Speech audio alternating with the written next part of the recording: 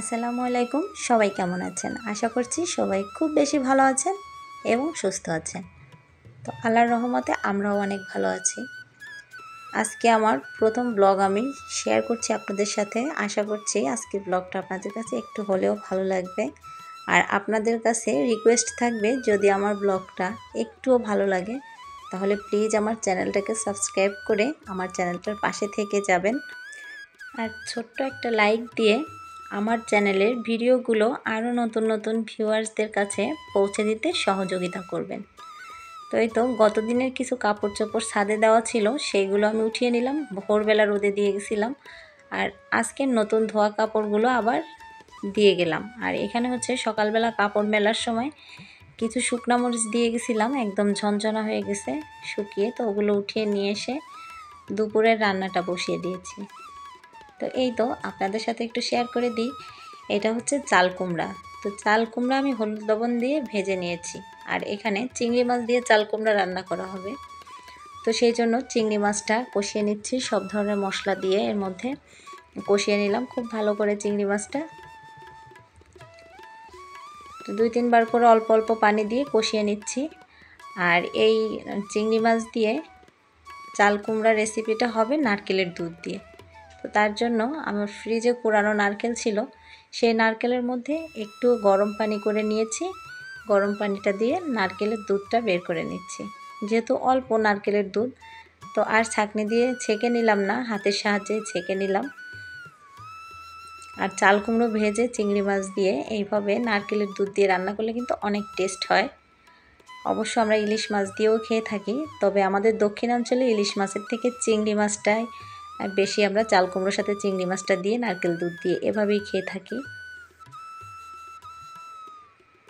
তো যারা এখনও এভাবে খাননি, আশা করব আমার এই রেসিপিটা দেখে একবার হলেও ট্রাই করে খাবেন। আর যদি আপনাদের ভালো লাগে তাহলে অবশ্যই ছোট্ট একটা কমেন্ট করে হলেও আমাকে কিন্তু জানিয়ে দিবেন।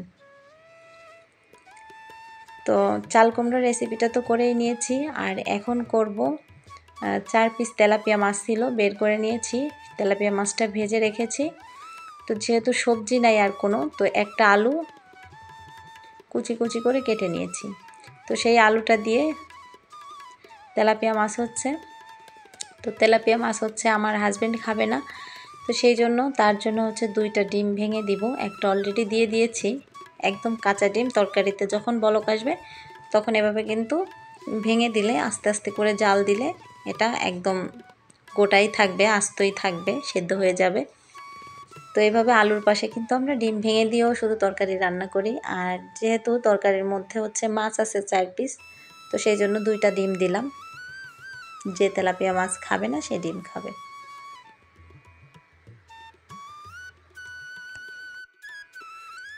তো বন্ধুরা, আমার ব্লগের মধ্যে যদি কোনো ভুল ত্রুটি থেকে থাকে তাহলে আশা করব আপনারা ক্ষমা সুন্দর দৃষ্টিতে দেখবেন। আর নিশ্চয়ই আপনারা কমেন্টে ছোট্ট করে হলেও জানিয়ে দিবেন যে আমার কোথায় ভুল ত্রুটি আছে, তাহলে আমি নিজেকে শুধরে নেওয়ার চেষ্টা করব। তো তরকারিটা একটু সেকে দেখলাম, আমার কাছে মনে হচ্ছে একটু লবণ কম হয়েছে, তো সেই জন্য আরও একটু লবণ অ্যাড করে দিলাম।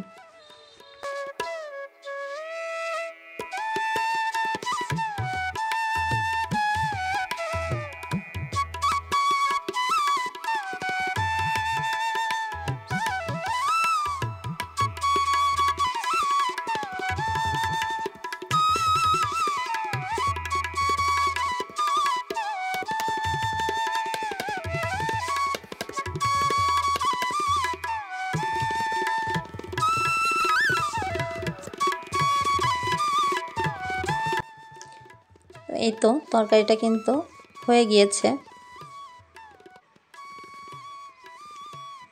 তো এখন আমরা বিকেলবেলা চলে এসেছি একটু আরএফএল বেস্ট বাইয়ে। তো অল্প একটু অনুমতি নিয়ে, এই ভাইয়াটার কাছ থেকে অনুমতি নিয়ে ভিডিও করে নিলাম। আমি জিজ্ঞেস করেছিলাম ভিডিও করা যাবে কিনা, কারণ অনেক শোরুমে কিন্তু ভিডিও করতে দেয় না। তো বলছে হ্যাঁ ঠিক আছে করেন, সমস্যা নেই, আমরা কাউকে নিষেধ করি না। তো তারপরে আসলে আমি ভিডিও করে নিলাম। তো এখানে অনেক সুন্দর সুন্দর জিনিস আছে।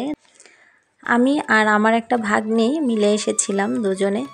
তো আমি একটা জিনিস খুঁজতেই আসলে এসেছিলাম, গ্রানাইটের যে হামানদিস্তাগুলো পাওয়া যায়, তো ওইগুলো নাকি আরএফএল বেস্ট বাইয়ে পাওয়া যায়, কিন্তু আমাদের এখানে নাই।